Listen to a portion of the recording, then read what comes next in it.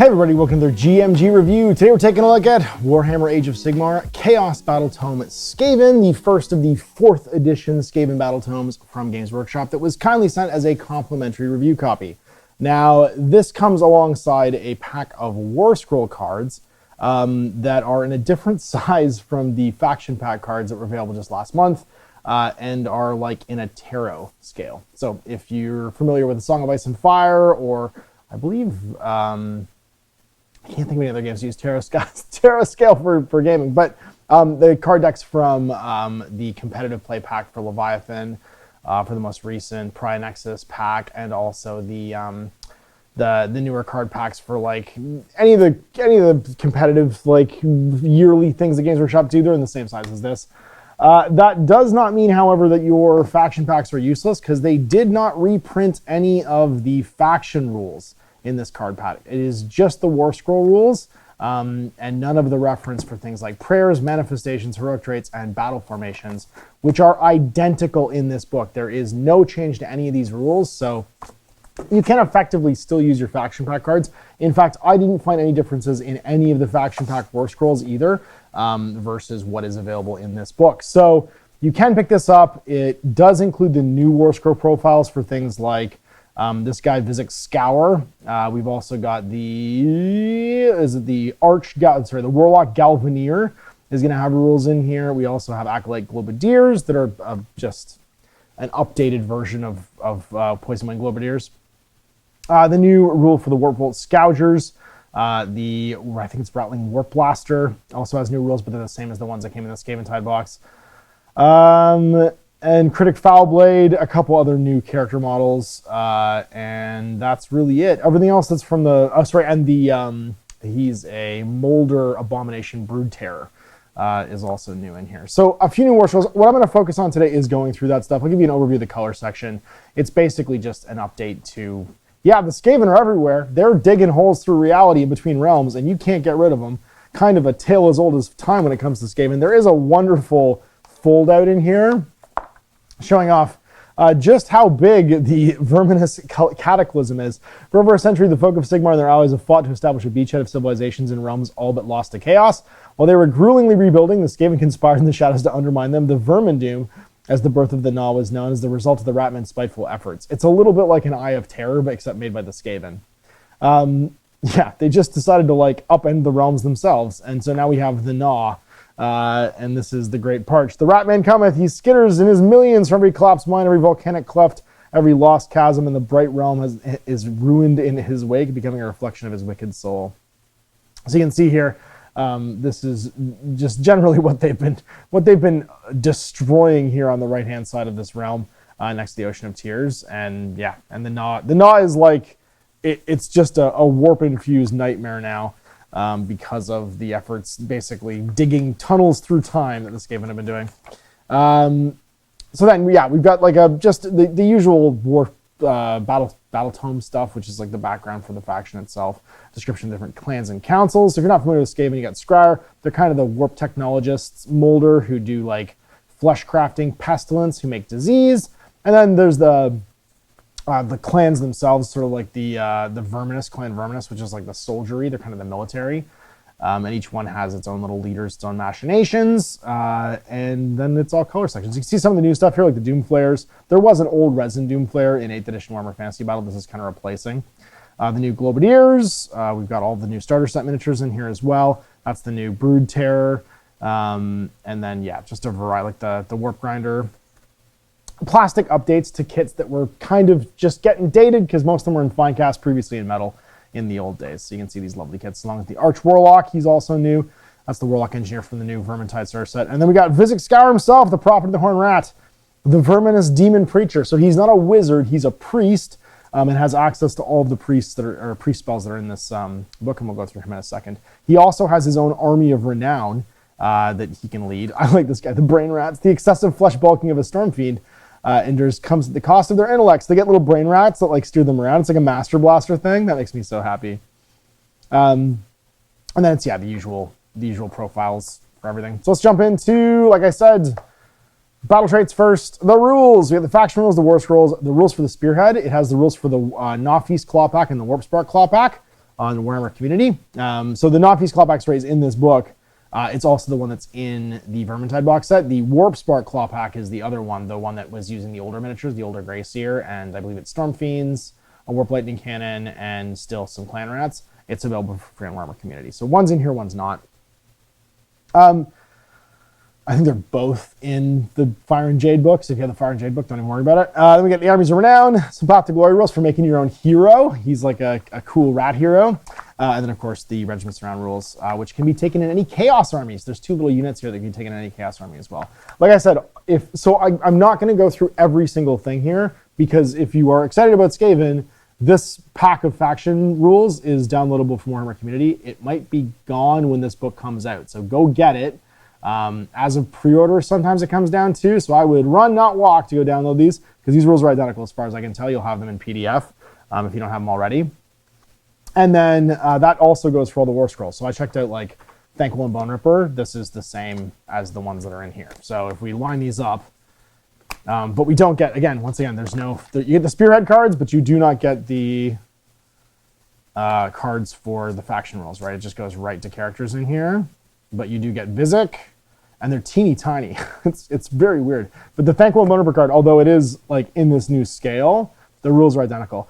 I do like that they call out the ward save at the top there. I think that's really the only thing that's different with the layout and stuff like that, but the rules are identical. They're exactly the same. And you see you've got the callouts for what's available and then the actual rules on the back. But no difference rules-wise from these 2 cards. So yeah, go download them and they will be exactly the same. So let's go through here and I can just show you that actually if you want. So I'm not talking out my ass here. We have battle traits. You can see they're identical. They're just laid out slightly differently. So Lurking Vermintide, same. Splinters of the Vermin Dude, same. Too quick to hit is the same. Always 3 claw steps ahead, the same. I mean, it makes sense. This stuff is coming out like entirely on the heels of the release of these things. I don't know why it would be different, right? It would be crazy if they'd updated the rules to this book already. This would have all been printed at the same time. So, Physics Scout, let's talk about this Prophet of the Horn Rat. 15 wounds, 10-inch move, 5+ save, 5+ control score, so you can control worth 5 models. And then he's got Priest 2, Ward 5+, he's a monster, Chaos Skaven, Demon, and Master Clan. And he's a War Master, which means he's got to be your general. He's got like 2 different melee weapons and then a bunch of priestly abilities. So one of his ones for battle things, you can reroll his chanting rolls, which is nice. He's got Fissures in Reality in any combat phase.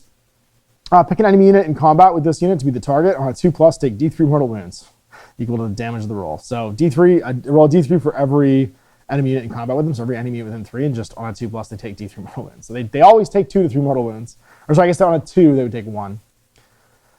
Death Frenzy, any hero faces on an 8. This is his unique prayer. Pick a visible enemy unit within 13 of this unit, or a visible friendly Skaven infantry unit within 13, and then make a chanting roll looking for an 8+. Effect, if the target of this in any unit, subtract 1 from the attack characteristic of the target's melee weapons. If the target's a friendly unit, they can fight twice, but the second fight has to be strike last. And if you rolled a 12+, you can pick 2 targets instead of 1. He's got Gaze of the Gnaw. Pick an enemy unit in combat with this unit to be the target. Roll a dice on a 2+ for the rest of the turn. If the target unit is in combat with them, they must fight this guy, and they're -1 to hit. So he can like hypnotize people towards them and make them minuses to hit rolls and wound rolls. And then he's no slouch in combat. He has 6 attacks with crit mortal, 4s and 2s, rend 1d6 damage. If he like Yahtzees, he could do 6d6 mortal wounds. And then his little companions, his little rats that like ride around on him, they're crit auto wounds, and they're 5s and 5s, 10 attacks, 1 damage. So he's neat because he's a priest. A lot of these, the bigly War Master types are wizards, but this guy's a priest, and he's no slouch in combat with 15 wounds. Having an after save is nice as well, but his armor's not super high. Then we're getting into the existing characters that were already in the faction pack. And then we get some new guys over here, such as the Warlock Galvanier. He's like a little hitty hero, hero infantry, Chaos Skaven Scryer. So he's got his move of 6. He's the sort of standard light hero. So he's got a 5+ save instead of a 4, and he's control 2, 5 health. His gun is a Warp Volt Obliterator, anti-cavalry +1 rend, crit 2 hits. 18-inch range, so relatively long range for this edition. 2 attacks, 3s and 3s, rend 2, D3 damage. He's got just a rusted blade for his melee attacks, so 3 attacks, 4s and 5s, 1 damage. He is decidedly not a hitter. Also, this book has no points in it. All of the I have no idea how much these guys cost right now, because everything battle profiles wise is a QR code. There's a nice reference sheet here, but I got no idea on points. So the value of him, I can't tell you because I don't know how many points he is. If he's cheap, he's cool. Yeah, his 2 abilities, once per battle. In your shooting phase, declare, pick a friendly Warp Volt Scourgers unit in your army, so the unit of 3 guys. The effect on a 2+, set their attack characteristic to 10 for the rest of the turn. And then any shooting phase, more and more Warp Volt Doom. Declare, pick an enemy unit that has any damage points allocated to this turn made by Warp Volt Obliterators. Roll a d3 for each enemy unit within the target's combat range. On a 2+, take a number of mortal wounds equal to the roll. So basically, the lightning shoots out and hits something, and then anything within 3 of that unit will have to roll, and on a 2+, they get zapped as well. So it's like a scatterer. Storm Fiends are the same. Our Warlock Bombardier is the same. This guy's the same as the starter set. The Poison Bombardiers, I didn't notice anything different in here. I'm pretty sure these guys are still Master Molder. Where's all the Globardier's stuff? Doom Flares, because there's the current Doom Flare, or previous, I guess it would be. Also, they didn't resculpt the clan or the Plague Monks, and that freaks me out because those models are so old now. Jezzails are in here, Doom Wheel's in here, Acolyte Globadier. So you see, those are the old Jez Goodwin ones, but I think they're identical. Yeah, they're exactly the same. Hidden weapon teams, gas clouds. Yeah, they didn't change at all. So they kept all that stuff the same. Even if you have the old models, they gave you the same rules. All right, Rattling Guns, Warp Throwers, Doom Wheels, Warp Skulls, these are the new guys.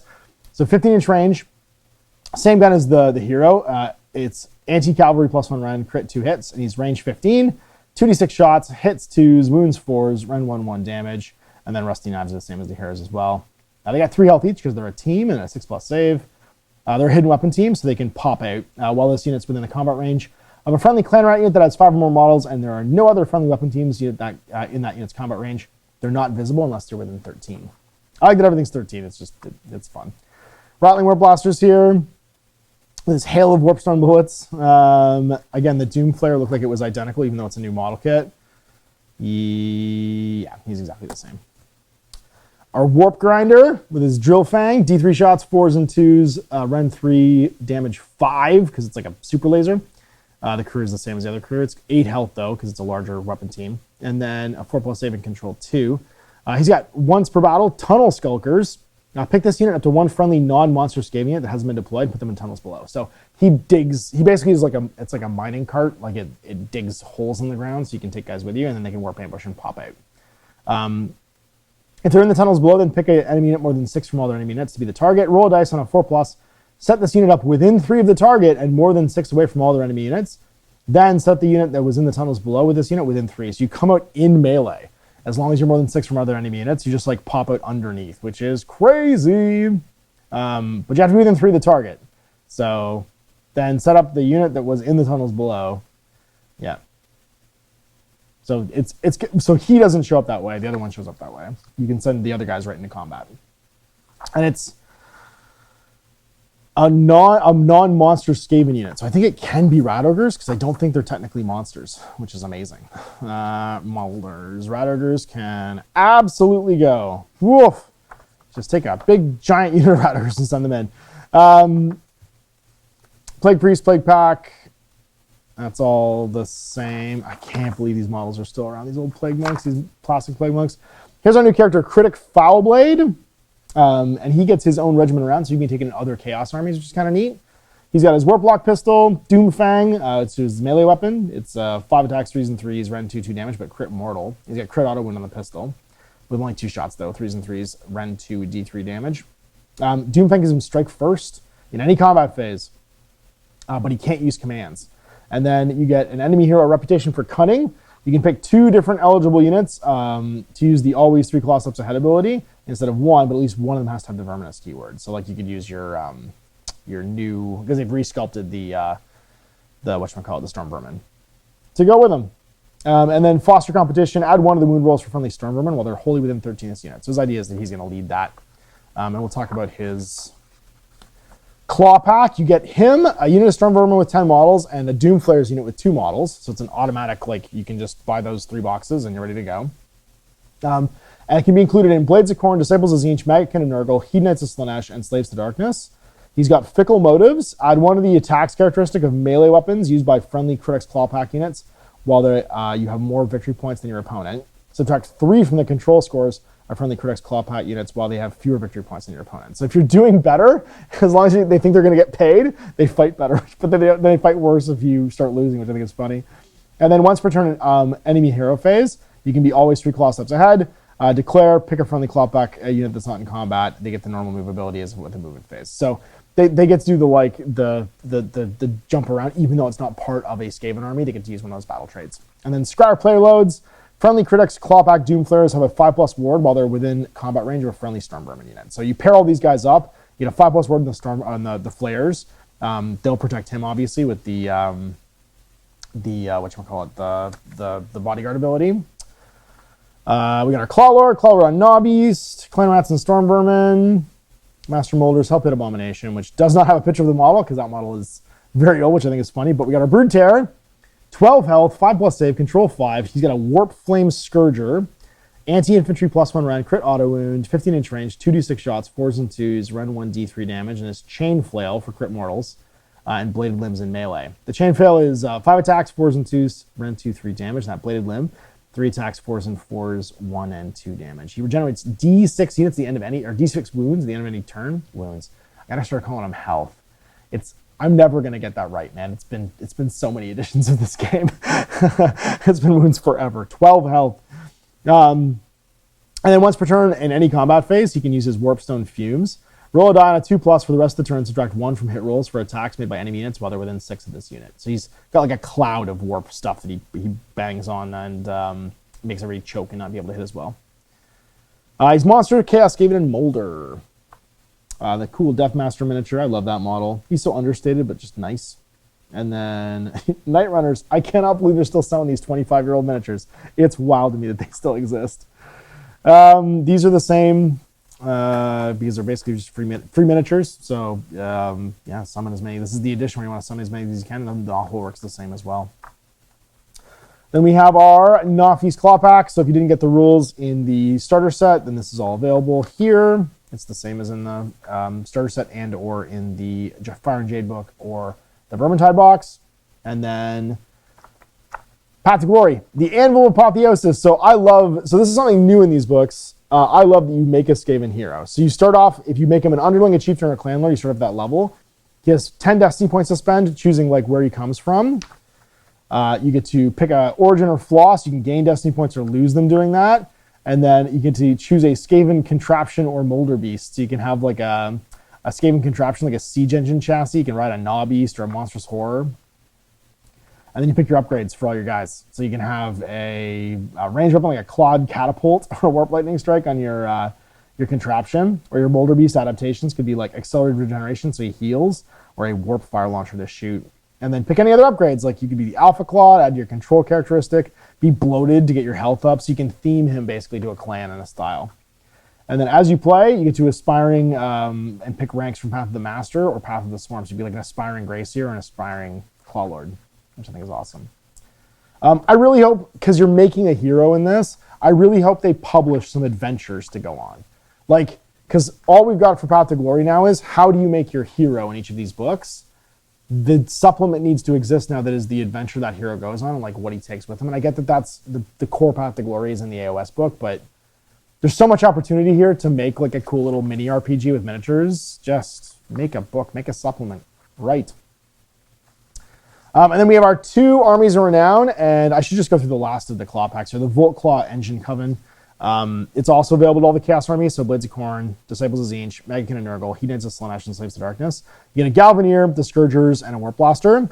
You get Behold My Genius. Pick all friendly Volt Claws Engine Coven units to be the targets, and add 1 hit rolls to the target's shooting attacks, add 3 to range characteristics for target's range weapons, because he's just an amazing, I guess, the best Galvaneer ever. And then Hide Shelter. While a friendly Volt Claws Engine Coven infantry unit is in combat range of a friendly Volt Claws Engine Coven Rattling Warp Blaster, it's not visible while it's more than 13 away. So this would be a really cool unit to add to either Maggotkin or Blades of Khorne, because they have like no shooting whatsoever. Even Slaves of Darkness has almost no shooting. So like just being able to take the Engine Coven in these armies to give yourself some shooting, I think is really cool. Like the Critics Clawback is neat, but being able to just add guns to any Chaos army that don't traditionally have guns. I have no idea how many points they are, but it feels compelling just to be able to have a shooting phase. All right, so let's talk about the Great Grand Nahord. So what this does is it replaces your core. Like in the older versions of these Battletomes in 3rd and 2nd, you typically just have all of these up front. What they have now is they're all themed around a character. So this is Vizek Scour's army. You can use any non-unique Master Clan, Verminous, Scryer, and Molder units, so no name characters. And then for the Thanquol's mutated one, you have Thanquol and Bone Ripper. You have access to basically just Molder stuff. So Master Molders, Rat Ogres, Hellpit Abominations, Brood Terrors, Storm Fiends. And you cannot include Regiments of Renown or Faction Terrain. You can't include Faction Terrain in this one either, so no Gnaw Pits. But you get to replace the battle traits. So you get Disciples of Vizek. He gets a 4+ ward, and whenever you're within a combat range of an enemy unit, if you pass a ward save, you put a damage on that enemy unit. So his ward increases if there's minions around to take the hit for him.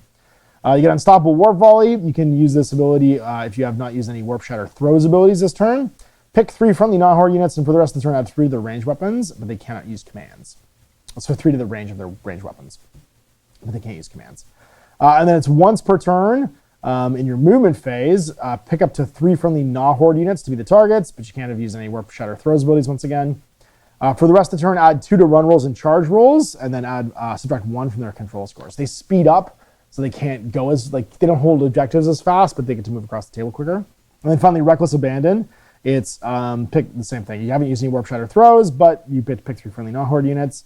Add 1 of their attack characteristics to their weapons, and add 1 of their hit rolls. So it's fight better, move faster, and shoot further, like for 3 abilities. But they're all Warp Shatter Throws. You got to pick 1 per turn. We got a new heroic trait for your hero, Harbinger of the Great Ascendancy. So this is for your not Vizek Scour because he's a War Master, obviously. If this unit's not in combat, you can use 2 different Warp Shatter Throws abilities this turn instead of 1. So you can pick 2 instead of just using a single one of these. Charge better, fight better is pretty great. And then Artifact of Power, Icon of the Great Total Supremacy. You can turn D3 slain models to each friendly Nahord infantry unit with a health characteristic of up to 3. So that means that everybody gets the Clan Rat ability. And that's going to be, because they all gain the Nahord keyword, and as long as they have less than 3 health, you're returning that, that means no Rat Ogres because they're all 4 health, but that means all of your, that's all Path to Glory, what am I doing? Or Spearhead, rather. All of your Storm Vermin are going to start coming back, right, because they only have 1 health. All of your, Plague Monks are going to come back because they have 1 health. All of your Night Runners are going to come back because they have 1 health. All the Poison Wing Globadiers are going to get D3 guys back. That's actually a really cool combination because they have 2 health. Your Warpvolt Scourgers are infantry, which means they'd come back to life as well. Your Rattling Gun would come back to life if it was more than 1 model. I don't think it is, though. Your Jezzails will come back to life. D3 of them. Oh my god, that'll make Jezzails so hard to kill. That's obnoxious. Plague Pack's going to come back to life. Oh no, he's a hero. He's a champion. Sorry, that's right. He's a champion for the unit. Yeah, so that's a pretty obnoxious ability. You can return... Yeah, it's just everybody. It's once per battle in your hero phase. It's once per battle, but it's still everybody. So if you pick the right units, that could be super powerful. You could build around it, basically. Spell Lore, you get Deafening Frenzy. Declare, pick a friendly Nahord's wizard unit to cast a spell. It's on an 8+. Pick a friendly visible Nahord unit with an 13, holy. And then roll 2d6. The casting roll for this spell cannot be modified, so it's a hard 8. They get strike first, but can't use commands. And then you get Prayer Lore, Reverberating Ritual on a 7+. Pick a friendly Nahord priest to chant this prayer. Pick a friendly visible Nahord infantry unit holy within 13, and then make a chanting roll of d6. Effect, until the start of your next turn, the target can move an extra 3 inches when making a pylon move, so pylon 6. In addition, if the chanting roll is 8+, add 1 to their control score. And then Manifestation, summon the Vermintide. Declare, if there's not a friendly Vermintide on the battlefield, pick a friendly Skaven wizard to cast a spell. Then make a casting roll of 2d6. Set up a Vermintide wholly within 13 of the caster, and visible to them in more than 9 from all enemy units. So they get spell and summon. So you get the Vermintide in this one too. This one gets the Summon Warp Lightning Vortex. So Thanquol's is, again, themed around all big monsters and being in Molder. So we've got Monsters Entourage. While friendly Thanquol's within combat range of another friendly mutated menagerie unit, he has a ward of 4+. And each time you make a successful ward, you pass it on and take damage. Once per turn, army, any combat phase, Spiteful Swarms, declare pick a friendly non-hero mutated menagerie monster unit that has not used any rampage abilities this turn to use this ability. And the effect is this unit has strike first for the rest of the turn. However, at the end of the turn, this unit's destroyed. They just die because you just turn them on. This unit's destroyed. Before it is removed from play, roll a die for each enemy unit within 6 of the unit. On a 3+, subtract 1 from the attack characteristic of their melee weapons for the rest of the battle because they just get rampaged on. After this ability has been resolved, the unit cannot use any other rampage abilities for the turn. These are both rampages. The other one is Rampaging Demise. Pick a friendly non-mutated menagerie monster. Unit that has not used any rampage abilities this turn. Effect, this unit is a strike first ability for the rest of the turn. However, at the end of the turn, this unit is destroyed. When the unit is destroyed before it's removed from play, roll a dice. And D3 for each unit within 6, or enemy unit within 6. On a 2+, inflict a number of mortal wounds equal to the roll that you did. So on a 1, it's nothing, but 2+, you're going to get half of that. Not half that. 2+, you get the D3. After this ability's been resolved, you can't use any other rampage abilities because you just die. I love these. I like that you just basically hit like the nitrous on your rats and start killing. And then finally, once per turn, army in your hero phase, more mutations. Declare pick a friendly non-hero mutated menagerie unit from your army. You cannot pick the same unit to be the target of this ability more than once per battle. Add 2 to their health. Add 2 to their move. Add 1 to their attacks characteristic. Their ward save is 5+. And at the end of each turn, allocate D3 + 2 damage to them. So basically, they become amazing, but they start to like run out of gas real fast. So you could like hit go on your Brood Terror, I think is the idea here. This is mostly to do with Brood Terrors, I'm pretty sure. Show me the Brood Terror. And he's going to be, because he's got 12 wounds normally, he's going to go up to 14 wounds. He'll be move 8. Add 1 to his attacks characteristic. So his chain flail that's crit mortal is going to have 6 attacks, and the blade limbs will have 4 attacks. And then he's going to 5+ ward. He has no ward right now, but he'll take a bunch of damage. He'll take D3 + 2 damage. But he gets his ward save against that, which I think is really funny. Then you get heroic traits. Again, I wish I knew how many points they were because that feels like the perfect combo. Heroic trait, Pack Tactics. Declare, pick up to 2 friendly non-hero mutated menagerie monsters because he is a mutated menagerie monster. Wholly within 13 of this unit to be the target. Effect, the target can each use all attack and all defense commands this phase, even if the commands have already been used. So he's going to be able to double down. Spell lore. Oh, sorry, actually, artifact of power first. Warpstone Innards. Pick a friendly non-hero mutated menagerie monster, wholly within 13 of this unit to be the target. Add 1 attack characteristic of their melee weapons. For the rest of the battle, however, they take D3 damage points at the end of every turn. So, like, all of this is about, like, running everybody on the red line. Your spell lore is Untapped Mutations on a 5. Pick a friendly mutated menagerie wizard to cast this spell. And pick up to 3 friendly mutant menagerie units, wholly within 13, to be the target. Make a 2d6 roll and cast on a 5+. For each damage point allocated to the target unit at the end of this turn by the more mutations ability, add 1 to the target's control score until the start of the next turn. So basically, the more damage you take, you keep doubling this down, and he also gets better at holding a spot.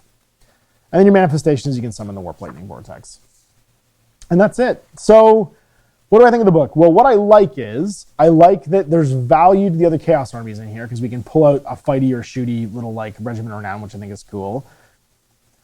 I do think building the armies renowned around special characters just makes more sense. Instead of doing like the clans as their own special thing, this just kind of allows you to have like characters that are special, and they could do more of these really easily in White Dwarf or in like, the inevitable campaign books that come at the end of the edition. Make another like cool Night Runner assassin and have him lead his Skaven army. There's a bunch of things. I mean, there's not enough Eshin stuff in this book to even do an Eshin army. Like you'd have 2 units sort of. So this book really is about doing like a mass Skaven grand army. I was bummed these didn't come with the faction stuff again. But I mean, maybe it's just a reprint. The new size is actually really handy because you can just lay them out on the table and they're a lot easier to manage. So I thought that was cool. Although weird that they didn't just do that from the get-go with the other ones. Yeah, and they are different enough, I guess, that if you had the old ones, then you would have everything. So I don't know. There's some strange choices here. I do like the Regiments Renown being able to build your own character. I think that's cool and unique. I think that not having points in the book is still stupid. I understand the rationale, but the rationale is we're going to change them all the time. Because why? I mean, because balance is going to be the answer to that question. But like this, I can't play a game out of this book. I have to have an app. I have to get into the app ecosystem. I have to do the digital content. Like, what that means is when 5th edition comes out, this book has no value. This book, I cannot play a game out of this book anymore. And that kind of bums me out. There's certain games that are going that direction where, like, if I go grab my 6th edition Warhammer Fantasy Battle books and Army, you know, like, and rule books and Army books and stuff like that, I can still play the game. The point values are in there. The rules of the game are in there. That game doesn't stop when the edition stops. I would have to go find downloads and X's, you know, like, and the app will go away. Like, this edition of Age of Sigmar stops when this edition stops.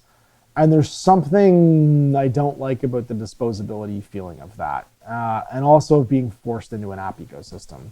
Not because I'm paranoid and I know they're tracking me. I know they're going to look at what I look at and how many games I play and what kind of armies I look at. And you know, everybody, corporations love metadata.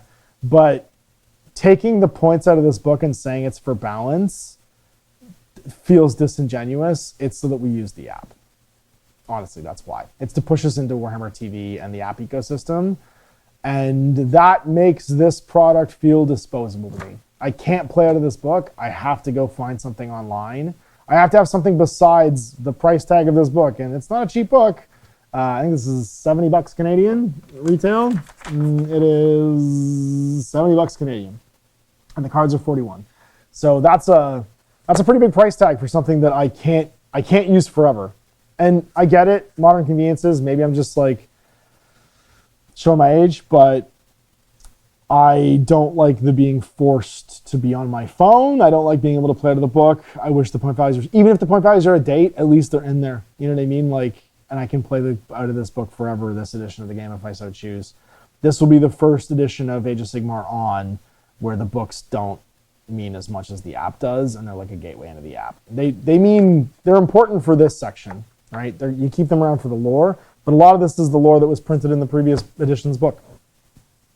It hasn't changed. So, yeah, I don't know how I feel about that. I get why it's happening. It doesn't detract from the design of the value of the army, and I think that the game design stuff is cool, and the layout's cool, and the art's cool.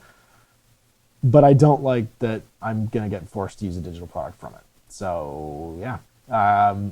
That your mileage may vary, though. It's just something that I wanted to bring up in this review because I think it's a bad idea, and I think it reduces the value of these books and increases the likelihood that you're going to go sign up for Warhammer Plus. And I just think that that's a thing I didn't expect from Games Workshop. I get why it's happening. It's a modern Games Workshop. It's just not a thing I expected from Games Workshop. Yeah, in my lifetime. So there it is, a GMG review of Chaos Battletomes Skaven. Lots of goodies for Chaos players. I think the rule stuff is fun. It's not that different from this. If you just have the units that are in this right here, you're fine. All the rules are the same. Go get your point values off the website, I guess, for free, and keep on playing. So if you have the Faction Pack Skaven thing, you're fine. If you're not planning on using the new characters, new units, or the Regiments of Renown, you can still play exactly as you are. Nothing you bought is invalidated. That I like. Yeah, that I like. I like the fact that if you bought the faction pack, it's. I hope that continues. I hope that's the same forever. One, because it makes these book reviews so much easier, but two, because you're still able to just play with these if you want to. It's totally same as what's in this book. Over the 2-3 years that this edition goes for, that might change, but I guess we'll see. So thanks for Workshop Central on the book to review, and for you guys for watching. Thanks, Tom Ash.